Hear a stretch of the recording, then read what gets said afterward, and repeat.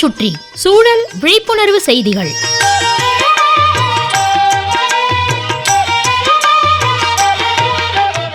அன்புள்ள கிரிராஜ் ஐயா அவர்களுக்கு உங்கள் மாணிக்கம் எழுதும் மடல். நலம் நலமறிய ஆவல்.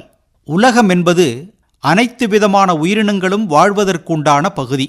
நிலம், நீர், காற்று, உணவு, இப்படி எல்லா உயிரினங்களுக்கும் கிடைக்கணும்.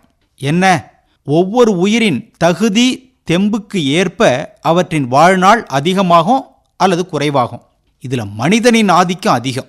தனக்கு தேவை என்பதற்காக எந்த உயிரையும் அவன் விட்டு வைக்கிறதில்ல. அடித்து அழித்து சாப்பிடுவான். மிருகங்களும் அப்படித்தான். இறங்குனா ஏறுவான், ஏறுனா இறங்குவான்னு கிராமத்தில் சொல்லுவாங்க. அதனால தான் சில பேர் எப்பவும் குரலையும் குணத்தையும் உயர்த்தியே காண்பிப்பாங்க. தான் மேலே இருக்கிறோம் அப்படிங்கிறத மற்றவங்களுக்கு உணர்த்தவே இப்படி ஒரு செயல்பாடு. மற்ற உயிரினங்களை தன் கட்டுப்பாட்டில் வச்சுக்கணும்னு மனித இனம் எப்பவும் நினைக்கும். ஏன், ஒரு படி மேலே போய் தனக்கு கீழே தான் எல்லா உயிரினங்களும், இதில் சில மனித இனங்களையும் கொண்டு வந்து அடிமையாகவே வைக்கிறது உச்சம். கிரிராஜ் ஐயா, இந்த மனித இனம் எப்பவும் சுயநலத்துக்காகவே வாழும் இனம். தான் நல்லா இருக்கணும், தன்னை சார்ந்தவர்கள் சுகமாக வாழணும்னு நினைக்கும் இனம் இது. இதன் காரணமாக வனங்களை அழித்தான். வனங்களில் வாழும் காட்டு விலங்குகள் நாட்டுக்குள்ள வருது. தனது உணவு, தண்ணீர் தேவையை பூர்த்தி செய்வதற்காக அவை வேறு எங்கு போகும்? முள்ளம்பன்றி, மரநாய், காட்டுப்பன்றி, யானை, எலி, அணில், மயில்கள் போன்ற காட்டுவாழ் உயிரினங்கள் நாட்டுக்குள்ள மனிதன் வாழும் இடங்களுக்கு, மனிதன் பயிர் செய்யக்கூடிய வயல்களுக்குள் ஊடுருவி போய் பெரும் சேதத்தை ஏற்படுத்துகின்றன. தனது தேவையையும் பூர்த்தி செய்து கொள்கின்றன. இவற்றால் அதிகம் பாதிக்கக்கூடிய பகுதிகள் வன எல்லையை ஒட்டியுள்ள வேளாண் நிலங்கள் தான்.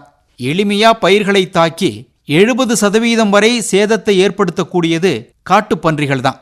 காட்டுப்பன்றிகள் கூட்டமாக வாழக்கூடியவை. பெண் மற்றும் குட்டிகளை உள்ளடக்கிய 40க்கும் மேற்பட்ட பன்றிகள் குழுவாக காணப்படும். வெப்பம் மற்றும் ஒட்டுண்ணி தாக்குதலை தவிர்க்க சேறு சகதிகளில் வாழ்வதையே இவை விரும்பும்.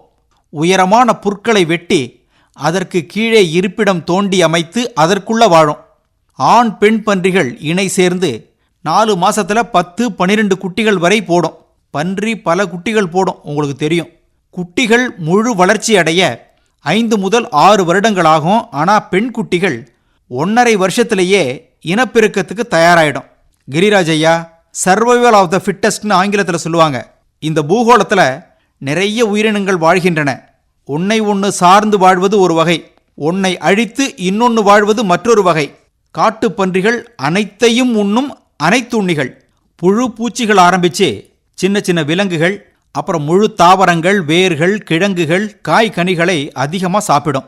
மனிதன் தான் செய்த தவறை மறந்துட்டு இப்போ இந்த காட்டு விலங்குகள், குறிப்பாக காட்டு பன்றிகளை விரட்ட வழி தேடுறான்.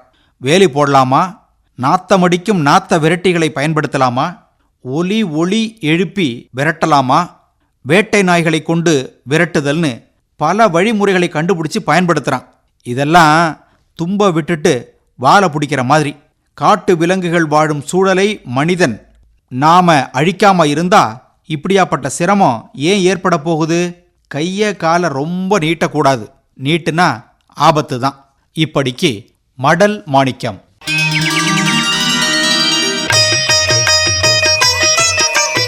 நம்மை சுற்றி சூழல் விழிப்புணர்வு செய்திகள் கேட்டீர்கள்.